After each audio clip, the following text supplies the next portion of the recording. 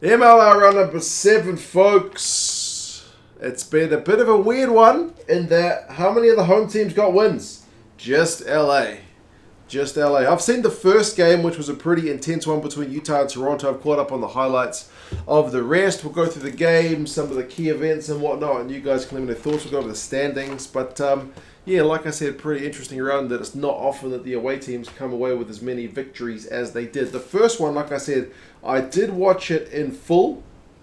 It was a real arm wrestle of a game, but man, Utah, I'd be frustrated if I was a Utah fan because they keep leaving themselves so much to do to come back in these games. Like, they're such a good final 10-minute team, but when you're chasing down like 20 points, you're making your life harder than it needs to be, man. I mean, they got yellow carded early. Van Furen, the number 8, cynical on his own goal line. Toronto punished them immediately after a scrum 7-0, but they managed to get a penalty to make it like 7 points to 3 by the time we got the first water break. They struck pretty much immediately after that, though, did Utah. Crusader Teo on some turnover ball to put Utah in front, 10-7. But to be fair, the first half was kind of low-tempo stuff, quite a lot of scrums, some drop ball. I don't think either side will be totally happy with the continuity or the cohesiveness of the play. Second half, Toronto managed to score a couple of back-to-back tries. Robinson Bartlett, the midfielder for Toronto, his one was some proper power, but also some pretty disappointing defense from the Utah guys, to be fair. That man meant it was like 17 points to 10. And then, I mean, Utah have got a huge period of pressure, but they can't score for the life of them. And what do you know? As soon as Toronto get a chance to go down the other end, they score pretty much immediately with a nice run on the left wing offload and a great conversion to make it 24-10. So 24-10 is kind of looking like it's going to be dead and buried, especially when they add a penalty to make it 27-10. So 17-point lead to chase down. What do you know? Final 10 minutes. Utah score 2 tries. Lobser with he's the fullback, the dummy, and some gas to make it 17-27. And then another one, Connor Burns, 24-27. And then, like, Toronto have got a scrum feed right on the 80. All they need to do is win the ball and kick it out. Can they win the ball? No, they can't. It's a tight head for the Utah guys, so chance they go through some phases. But sure enough, they managed to knock it on to Toronto. Hang on for the win. Well done away from home. But Toronto, with the schedule trying to keep them out of Canada during the winter and save their home games for the tail end of the season, I mean, these guys could finish pretty strong. Like, having any wins on the road is certainly welcome. So they're at 500, 3-3. Utah 2-4, so 6th in the West, 4th in the East for Toronto. Houston await Utah at home next week, and Toronto are away to New York, so some pretty interesting ones. The next one, LA and San Diego. This one is marked by it being the only game where the home team got a win, so well done to LA. Arini got a try, Hanko Hermahes got a try, so some good try scorers for the LA guys. I mean, Hermahes has been a great signing for LA, to be fair. At least he keeps getting on the scoreboard pretty regularly, but I mean, Coach IE at 42 years old won't want to keep, I mean, maybe he will, but I mean, they'll want to get their regular guys back fit as soon as possible. I wasn't I mean, when I heard he was going to play, I would have assumed he was going to play like a week, but it's like his 3rd week in a row. So, yeah, it's a strange one. Kanoa Lloyd got a really good try for San Diego, like Canadian international, but it wasn't enough for San Diego. So, yeah, good win for LA at home. Very pleasing to see. Crowd will be happy with that one, unlike every other home crowd. But, yeah, 26-13 is pretty solid. LA are still only 5th in the West with that record. They're away to Seattle next, and then San Diego on the bye because they're one of the few teams who have played 7 games. They are 3rd in the West, so we'll see what their ranking is like after next week as other teams have had a chance to catch up, but they're still above 500, so kind of looking all right. NOLA and Rooney go in and get a good win, 30 points to 19. Rooney are looking like one of the teams to beat this year, that's for sure. Andrew Coe on the right wing got a really nice try in like the first minute.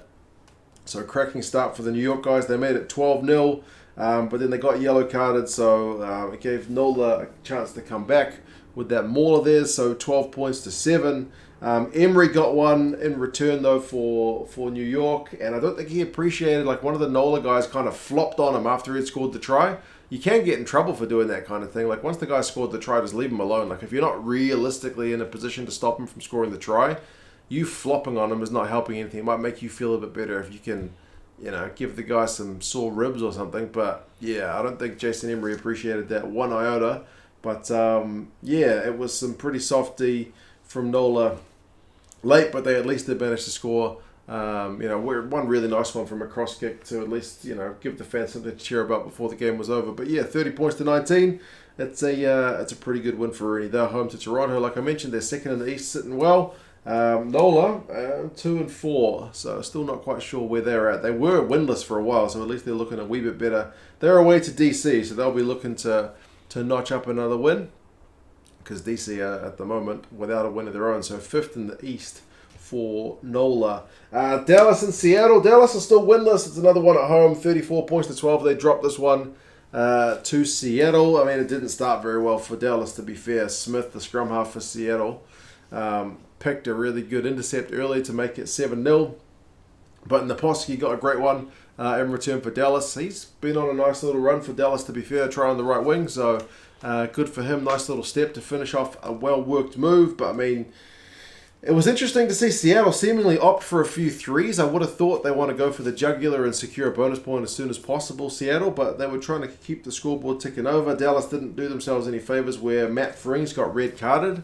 They didn't show the incident, but it said it was for a punch, so that's not ideal. So 20 minutes without him, and then they ended up getting a yellow card later, which Ricard Hadding punished duly to make it 22-5. Seattle, though, did get a yellow card. Federico Anselmi's taking no prisoners, man. He's pretty quick on the draw with the cards if you muck him around. So Seattle got one for collapsing a maul, which led to a Dallas try to make it 27-12,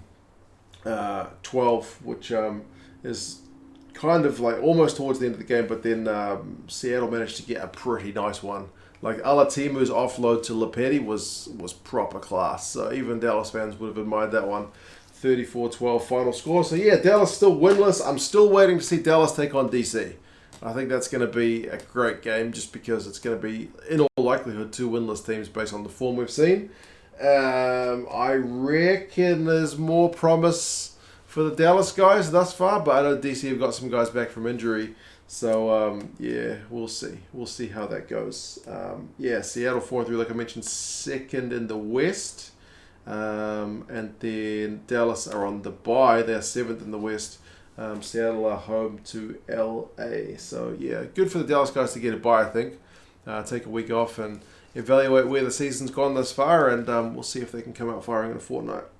The next one, the Gilgronis, man, there's 2 losses in a row. They were the high-flying team, and now they've lost to New England. New England are looking pretty good. They're on a nice winning run of their own. They're actually playing some pretty good rugby, although it didn't seem to be all just the Bodine Waka show today for New England.